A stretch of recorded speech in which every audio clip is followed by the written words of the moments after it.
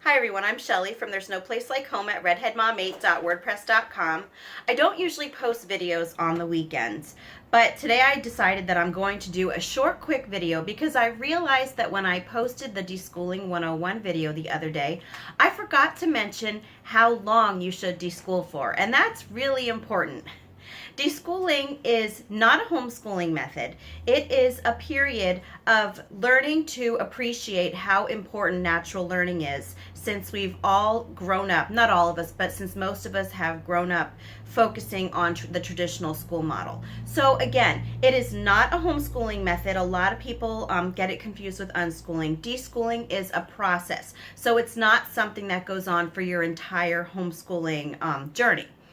So how long deschooling takes really depends on the family. A lot of people will recommend that you deschool for 1 month for every year that your child has spent in a public school or in a very strict homeschooling atmosphere. I'm thinking that that's a little bit excessive though, especially for kids who have spent, say, maybe 8 or 9 years in public school. You know, deschooling for 8 or 9 months, especially if you live in one of the stricter states, it's a little bit too long, I think. Although again, it really is up to each individual family. But the period that you deschool is just, you just need to know when you need to instinctively know when it is that you've kind of let go of always boxing everything into subjects and thinking that learning can only happen in textbooks.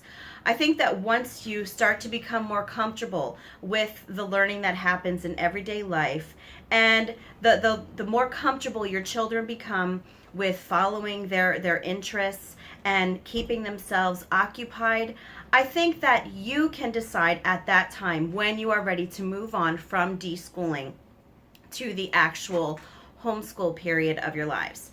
So it really, really is up to the individual family. Some people might deschool for a few weeks and others might deschool for a few months. It all depends on you. But I really, really did want to point that out to you, that it is not something that goes on for years and years. This is just a period before you start homeschooling. And I think that there was a little bit of confusion about that. So I wanted to clarify that.